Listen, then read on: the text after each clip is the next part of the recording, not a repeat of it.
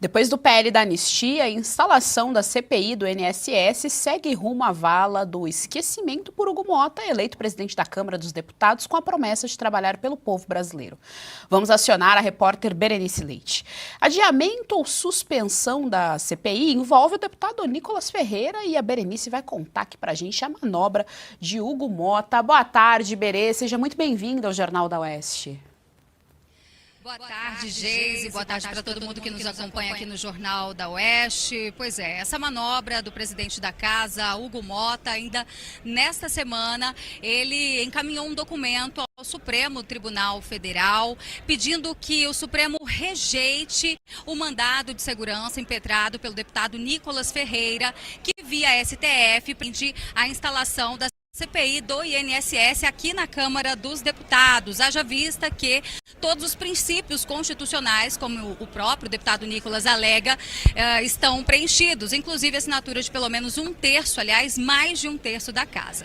Agora, nesse documento do presidente aqui da Câmara, Hugo Motta, ele nega qualquer tipo de omissão, ele fala inclusive sobre respeitar a autonomia entre os poderes, que o Supremo deve respeitar então a autonomia do Legislativo, e que a instalação da CPI é uma prerrogativa da mesa diretora aqui, né, do regimento interno da casa. Ele fala, inclusive, que o requerimento impetrado para instalar a CPI do INSS ainda está em fase de análise. Eles ainda estão analisando esse requerimento e que se colocasse já de imediato essa instalação, isso poderia atrapalhar até mesmo o andamento da casa aqui, dos outros projetos que devem ser votados. Agora, vamos relembrar, porque em maio ainda o deputado Nicolas protocolou no Supremo Tribunal Federal esse mandado de segurança, que até agora também não teve resposta por parte do Judiciário. A gente lembra ainda que existe já uma jurisprudência, porque em outra situação, no caso da CPI da Covid, a gente lembra que foi uma comissão parlamentar de inquérito aberta por meio do Supremo Tribunal Federal, ordem, na verdade, do STF. E é uma forma também de investigar do ponto político o roubo dos aposentados. O deputado Nicolas, inclusive, tem usado muito a tribuna aqui do plenário para cobrar, né, agilidade, tanto por parte do presidente da casa, quanto também por parte do judiciário. Ele quer saber por que a entidade, por exemplo, que é vinculada ao irmão de Lula, né, o Frei Chico, que é vice-diretor de uma dessas entidades beneficiadas, supostamente beneficiadas com os descontos indevidos, porque esta entidade não está sendo investigada. E a CPI abre um precedente até mesmo para quebra de sigilo. Eu até acompanhei uma fala, o deputado Nicolas fala o seguinte: quanto será que o Frei Chico ganha, né? A gente precisa saber, inclusive, de onde vem esse dinheiro, qual é a fonte que abastece ali o pagamento de quem trabalha nessas entidades. E uma outra briga que ocorre aqui, tanto na Câmara quanto no Senado, porque lá no Senado também foi protocolado um pedido de CPI mista envolvendo parlamentares, deputados e senadores, é justamente o ponto político. Em que governo estas fraudes iniciaram, né? O governo, a base aliada ao governo, defende que foi ainda na gestada do ex-presidente Jair Bolsonaro.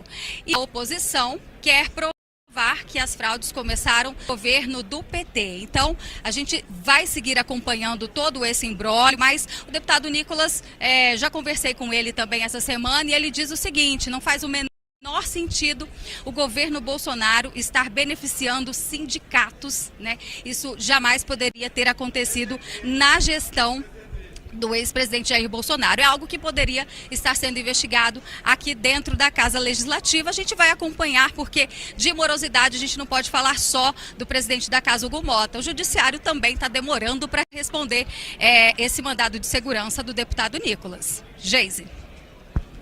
Muito obrigada, Berenice Leite, pelas informações no Jornal da Oeste. Até amanhã. E claro, para reverberar todos os assuntos do dia, nós temos o melhor time de comentaristas políticos. Hoje conosco a nossa queridíssima Marina Helena. Marina Helena, boa tarde, seja bem-vinda ao Jornal da Oeste. Boa tarde, Geise querida, boa tarde, Serrão, boa tarde a todo mundo que nos acompanha aqui hoje. E o nosso queridíssimo mestre Jorge Serrão, hoje conosco. Boa tarde, Serrão, seja bem-vindo ao Jornal da Oeste. Saudações, querida Marina Helena, poderosa Pantera. Hoje vamos arrebentar nesse Jornal do Oeste, hein? E a gente vai chutar o balde, já já. É isso aí. Olha só, Marina, começando então aqui pelas damas, veja bem, a gente está nesse imbróglio aí na Câmara dos Deputados em relação à abertura da CPI, ou seja, a investigação sobre o roubo do INSS. E o que chama atenção são os argumentos do Hugo Mota. O primeiro argumento dele, veja só você, é falando a respeito de que cada poder tem a sua função e de que não é uma prerrogativa, portanto, dele atender ao STF. Agora, é curioso, porque o STF interferiu na urgência do PL da anistia, já que o Hugo Mota participou de jantares, e ele não pensou nessa prerrogativa do Congresso. Pois é, né, Geise? A gente sabe que, no fundo, essa separação, né, ou essa harmonia entre os poderes depende muito do que está em jogo, né, e de quem que está envolvido ali. Agora, eu realmente fico me perguntando aqui por que que o Hugo Mota tem se empenhado tanto em barrar as investigações do roubo dos aposentados. Será que é porque o seu ex-assessor, o Júnior do Peixe, né, que estava lá no seu gabinete, quando era diretor da Conafer, uma das investigadas, né, pelo roubo dos velhinhos, o próprio Júnior do Peixe é um dos investigados do roubo dos aposentados? Será que porque naquela época ele era o diretor, inclusive o responsável por receber as citações judiciais dos casos de fraudes, né? Que estavam ali relacionados à entidade. Olha só isso aí. Ou será que o Hugo Mota está tão empenhado assim porque a Polícia Federal descobriu que tem deputados e senadores envolvidos nessa fraude dos aposentados, o famoso mensalão do INSS? Tem uma outra explicação também, né? Porque o Lula não disse que Hugo Mota é uma grande novidade na política, talvez seja só para não decepcionar o presidente, né? E talvez vamos saber, né, o que que ele pode receber em troca. Então, essa que é a grande pergunta. Por que que Hugo Mota está tão empenhado em barrar essas investigações?